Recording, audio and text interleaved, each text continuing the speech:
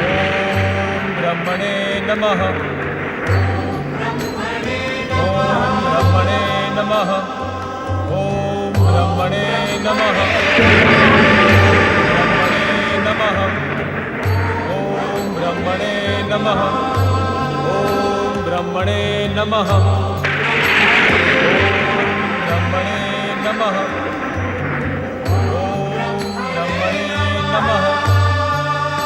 ओम ब्रह्मणे नमः। ओम ब्रह्मणे नमः। मुझे वरदान प्रदान करें परमपिता। ओम ब्रह्मणे नमः। मेरी मनोकामनाएं पूर्ण करें परमपिता। ओम ब्रह्मणे नमः। इस प्रकार मेरी उपेक्षा ना करें परमपिता।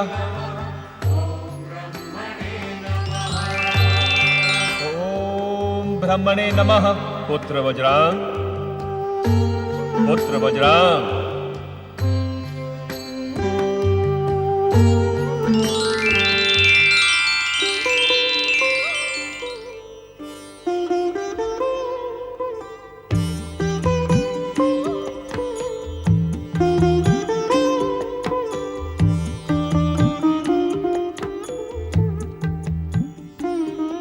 हम तुम्हारी तपस्या से प्रसन्न हुए।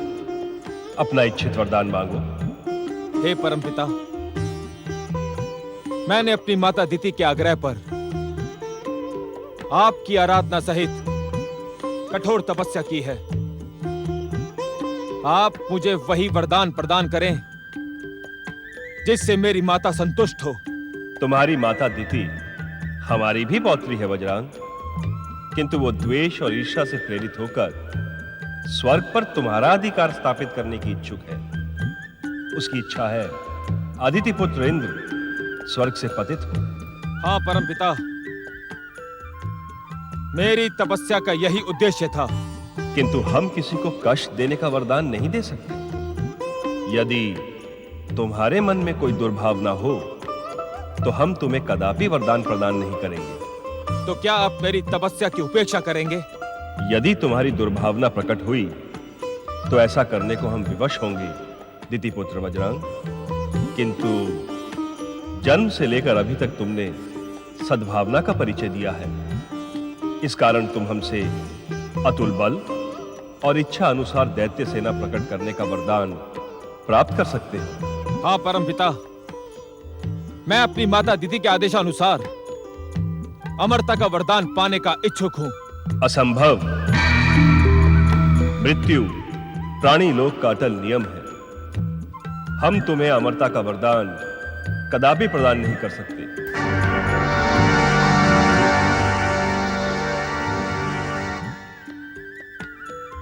फिर जो आपकी इच्छा हो परमपिता, मुझे वही वरदान प्रदान करें। हम तुम्हें अतुल बल और इच्छा अनुसार दैत्य सेना प्रकट करने का वरदान प्रदान करते हैं। तथास्तु।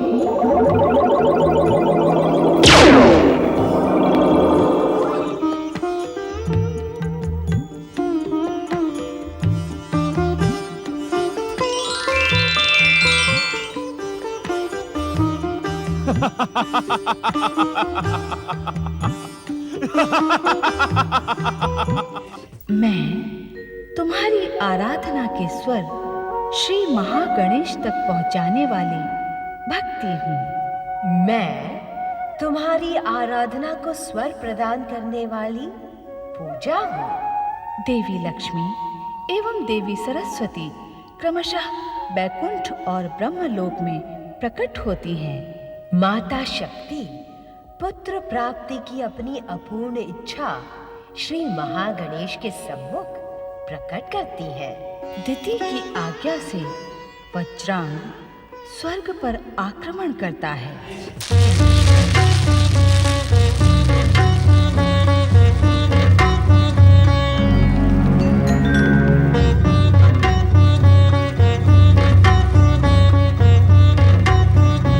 अब तक तो मेरे पुत्र वज्रांग की तपस्या पूर्ण हो जानी चाहिए थी।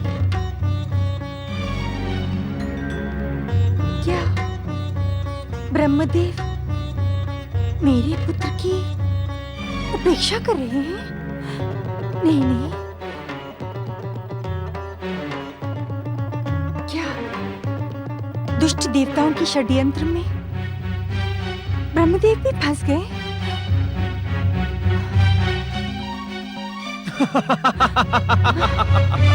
वज्रांग,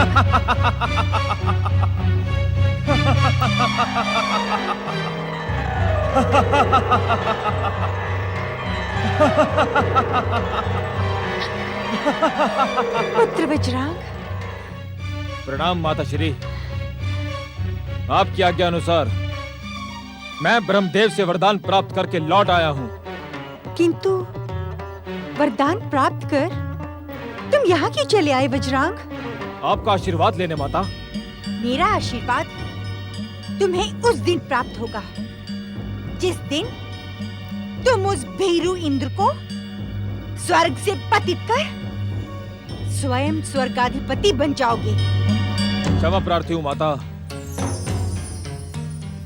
मैंने ब्रह्मदेव से इंद्र को स्वर्ग से पतित करने का वरदान प्राप्त नहीं किया है, तो मैं स्वर्ग पे आक्रमण कैसे कर सकता हूँ? तो कैसा वरदान प्राप्त किया है तुमने वज्रांग? अतुल बल और इच्छानुसार दैत्य सेना प्रकट करने का वरदान प्राप्त किया है मैंने। मूर्ख, तुमने दिव्य शक्ति से पूर्ण वरदान प्राप्त किया है। ये वरदान उस निर्बल और भीरू इंद्र को स्वर्ग से पतित करने में सक्षम है। अर्थात स्वर्ग तुम्हारा है, तुम स्वर्गाधिपति बनोगे। अपनी इच्छानुसार दैत्य सेना को प्रकट कर स्वर्ग पर आक्रमण करो और मेरी इच्छा पूर्ण करो। जाओ। जो आज्ञा माता।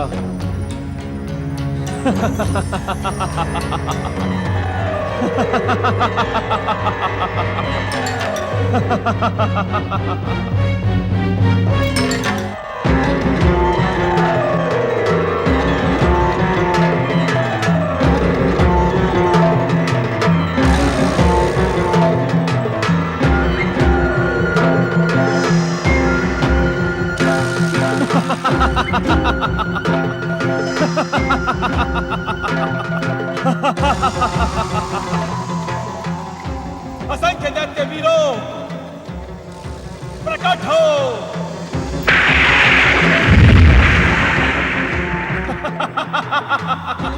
वरदानी वीर दैत्यराज वज्रांग की वरदानी वीर दैत्यराज वज्रांग की। मेरी एकमात्र इच्छा पर प्रकट होने वाले दैत्य वीरों, आगे बढ़ो और स्वर्ग पर अपना अधिकार कर लो। वरदानी वीर दैत्यराज वज्रांग की। वरदानी वीर दैत्यराज वज्रांग की। वरदानी वीर दैत्यराज वज्रांग की। वरदानी वीर दैत्यराज वज्रांग की। वरदानी वीर दैत्यराज वज्रांग की। वरदानी वीर दैत्यराज वज्रांग की। वरदानी वीर दैत्यराज वज्रांग की। स्थिति पुत्र वज्रांग का ये दुस्साहस, हमें इसको इसकी दुष्टता का दंड देना ही होगा। हाँ, ऐसा भयानक दंड की भविष्य में कोई अन्य असुर स्वर्ग की ओर देखने का दुस्साहस भी ना कर सके। वरदानी वीर दैत्यराज वज्रांग की। देवसेना प्रकट हो। ठहरो देवगणों, शक्ति के साथ साथ युक्ति का भी प्रयोग करना सीखो। हमें स्वर्ग को युद्ध स्थल नहीं बनाना है। वज्रांग का स्वर्ग द्वार पर भव्य स्वागत करो और उसे आदर सहित स्वर्ग राज सभा में लेकर आओ।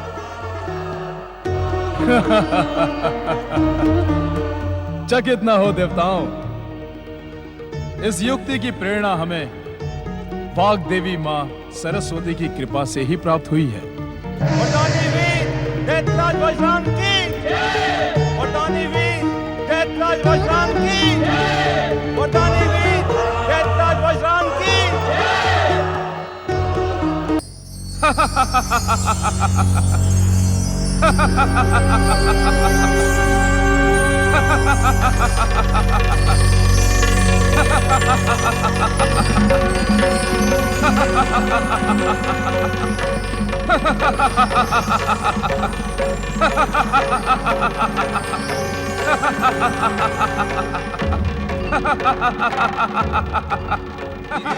वज्रंग का स्वर्गलोक में स्वागत है।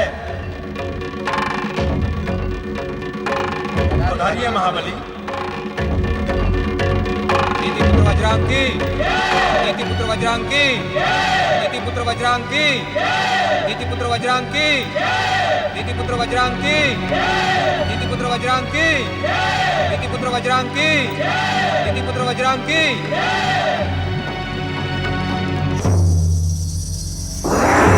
पुत्र महाबली वज्रांग की। पधारे महाबली दैत्यराज वज्रांग, आपका स्वर्ग में स्वागत है। मैं यहाँ पधारने नहीं, शक्ति प्रदर्शन द्वारा स्वर्ग पर अधिकार करने आया था, किंतु आप लोगों का व्यवहार देखकर मैं चकित हूँ। यदि आप हमारे शत्रु होते तो हमारा व्यवहार ऐसा न होता। आप हमारे शत्रु नहीं, आप हमारे भ्राता हो। आपकी माता हमारे माता समान है और हम दोनों के पिता ऋषि कश्यप हैं। भाई भाई में ये वैर भाव अनुचित है। जिस तरह ये स्वर्गलोक इनका है, वैसे ही ये आपका भी है देवर जी। और हमारी इच्छा के अनुसार आप हमारे साथ स्वर्ग सिंहासन पर विराजमान हुई।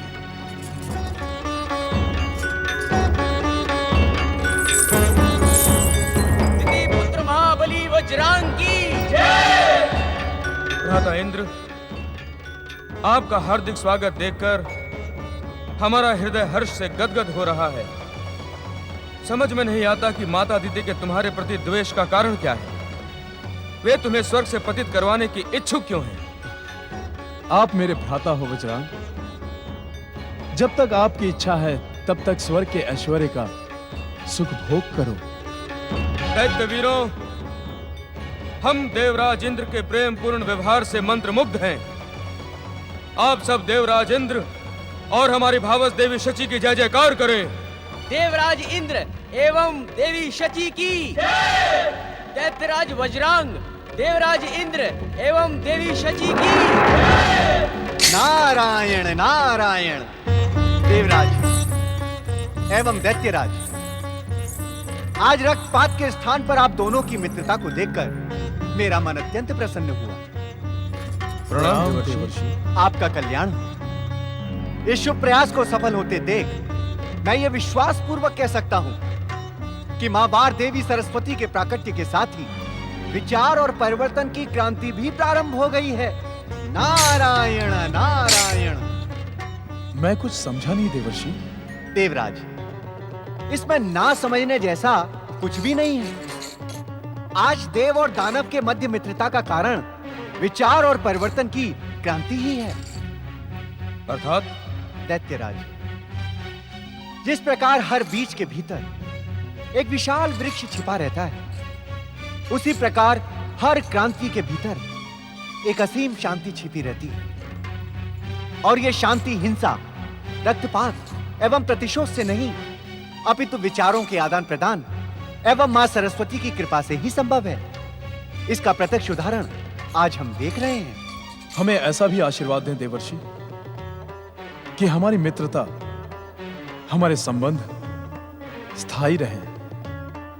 दो परस्पर विरोधी शक्तियां परम मित्र बनकर विश्व बंधुत्व और मानव कल्याण का कार्य करें। नारायण नारायण। अति उत्तम विचार है। परमदेव श्री महागणेश की कृपा से इस संसार में एक ना एक दिन ऐसा अवश्य आएगा।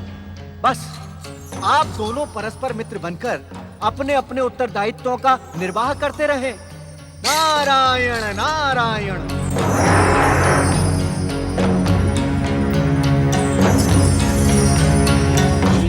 ओम महागणेशाय नमः स्वाहा। ओम महागणेशाय नमः स्वाहा। ओम महागणेशाय नमः स्वाहा। ज्ञान का भ्रम करने वाले ईश्वर, क्या आपको इस सत्य का ज्ञान नहीं कि इस संसार का सुख भोग वीर और बाहुबली ही करते हैं? क्या कहने को इच्छुक हो तुम दीदी? यही कि श्री महागणेश की आराधना से अदिति पुत्र इंद्र पर आया मेरे पुत्र वज्रांग का भयानक संकट टल नहीं सकता। इंद्र स्वर्ग से पतित होगा और पृथ्वी पर अनाथ निराश्रितों की भांति द्वार द्वार भटकेगा। मेरे ज्ञान पर आरोप लगाने वाली दीदी, संभवतः तुम्हें इस बात का ज्ञान नहीं है कि श्री महागणेश की आराधना करने से भयंकर संकट समाप्त हो जाते हैं, असाध्य कष्टों से मुक्ति मिलती है। जाने देना स्वामी। तुम बीच में बोलकर मुझे उत्तेजित करने का साहस न करो अदिति, अन्यथा परिणाम न तुम्हारे हित में होगा और न ही तुम्हारे पुत्र के। नारायण नारायण। देवी दीदी, अब तो परिणाम शुभ ही शुभ होगा। अर्थात का सत्य संभवतः आप सुन न सकें देवी दीदी। नारायण नारायण, क्योंकि ये आपको और आपकी महत्वाकांक्षा को भयानक पीड़ा पहुंचा सकता है। नारायण नारायण। भूमिका बनाकर हमारा समय नष्ट न करें देवर्षि। जो कुछ भी कहना है शीघ्र और स्पष्ट कहें। ठीक है, तो मैं स्पष्ट कह देता हूँ। स्पष्ट ये है देवी दीदी कि देवी अदिति का पुत्र इंद्र और आपका पुत्र वज्रांग दोनों बंधु भाव से गले मिलकर एक साथ स्वर्ग के सिंहासन पर बैठे हैं।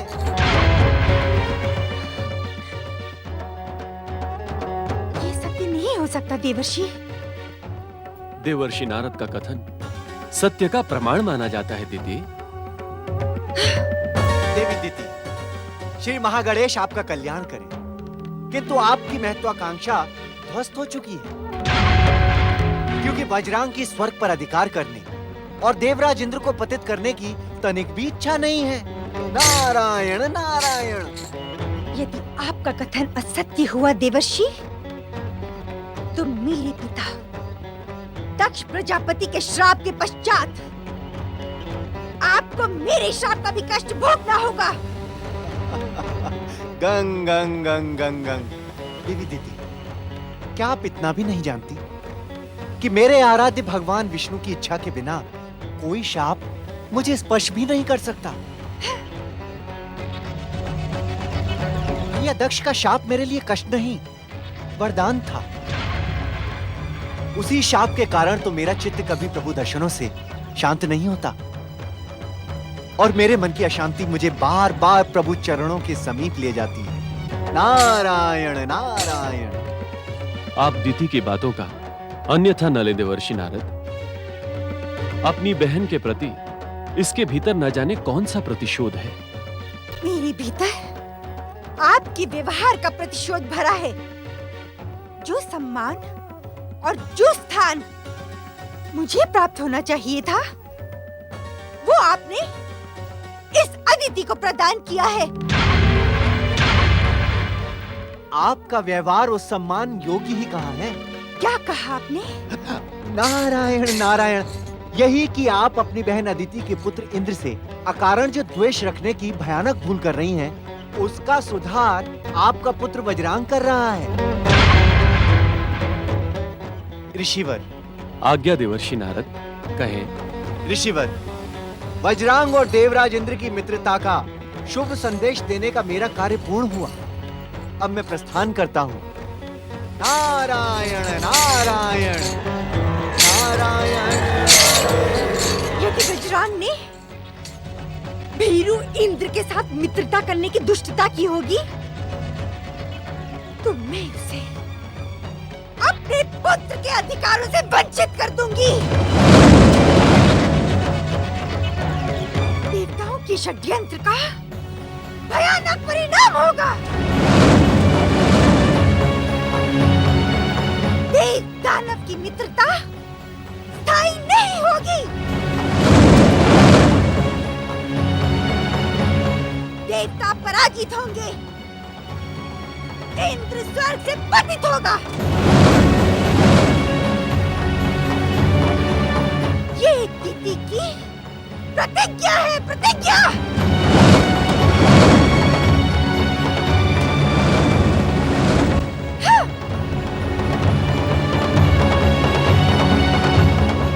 कृपा करें श्री महागणेश, कृपा करें।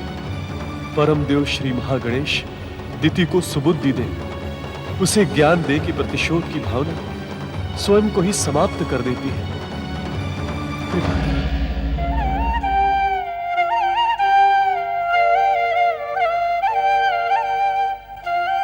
ब्रह्मदेव, ब्रह्मदेव,